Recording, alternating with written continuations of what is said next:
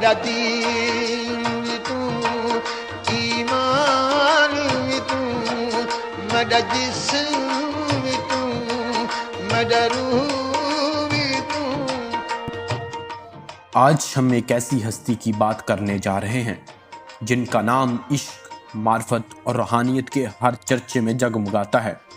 ایک ایسا شاعر جو لفظوں سے نہیں دل کی دھڑکنوں سے کلام کرتا تھا۔ ایک ایسا صوفی جس نے محبت کو ایمان اور انسانیت کو عبادت بنا دیا۔ یہ کہانی ہے حضرت خواجہ غلام فرید رحمۃ اللہ علیہ کی۔ مدد مرشد ہادی پیر طریقت شیخ حکام اقدام تو۔ خواجہ غلام فرید رحمۃ اللہ علیہ 25 نومبر 1845 کو چاچڑا شریف میں پیدا ہوئے۔ ایک ایسے گھرانے میں آپ نے آنکھ کھولی جس کا نسب براہ راست حضرت عمر فاروق رضی اللہ تعالیٰ عنہ سے جا ملتا ہے، یعنی خون میں خلافت کی شان اور دل میں عشق الہی کی آگ۔ خواجہ غلام فرید رحمۃ اللہ علیہ کے خاندان میں ایک شخص جس کا نام شیخ قربن تھا، اس لیے کور کی وجہ سے لفظ گوریجا بن گیا۔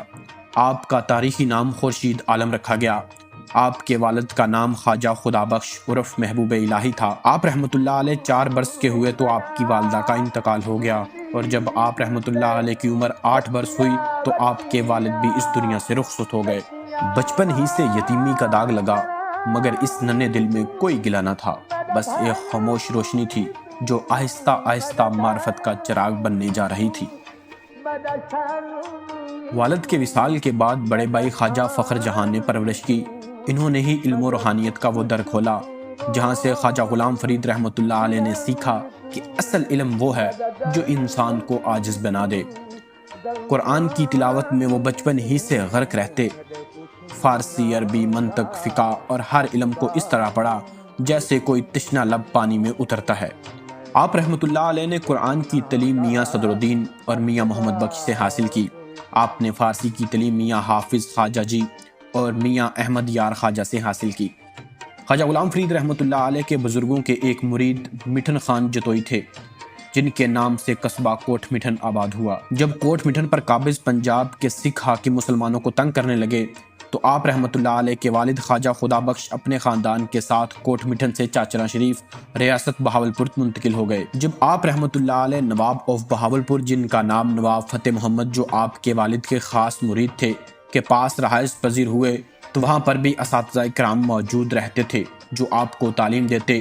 آپ شاہی محل میں تقریباً 4 برس رہے۔ پھر وہ وقت آیا جب دنیاوی تعلقات کم ہوتے گئے اور روحانی سفر شروع ہو گیا۔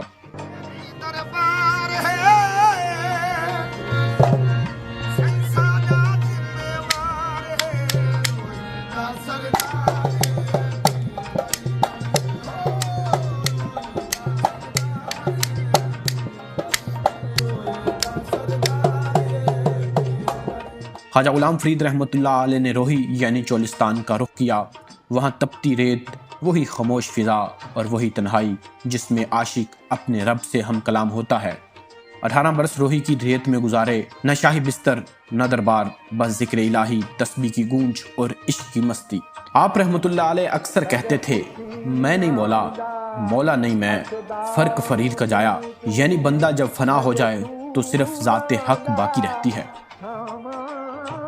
آپ رحمۃ اللہ علیہ نے شاعری بھی کی اور آپ کا زیادہ تر کلام سرائکی میں ہے جس کا نام دیوان فرید ہے۔ اس کے علاوہ اردو، عربی، فارسی، سندھی اور ہندی میں بھی شاعری کی۔ آپ رحمۃ اللہ علیہ کا اردو دیوان بھی موجود ہے۔ آپ کے سرائکی دیوان میں 271 کافیاں ہیں۔ آپ رحمۃ اللہ علیہ نے کافی کی صنف میں ایسی باکمال شاعری کی کہ بلا شبہ ان کی شاعری دنیا کے عظیم ترین ادب کا اثاثہ ہے۔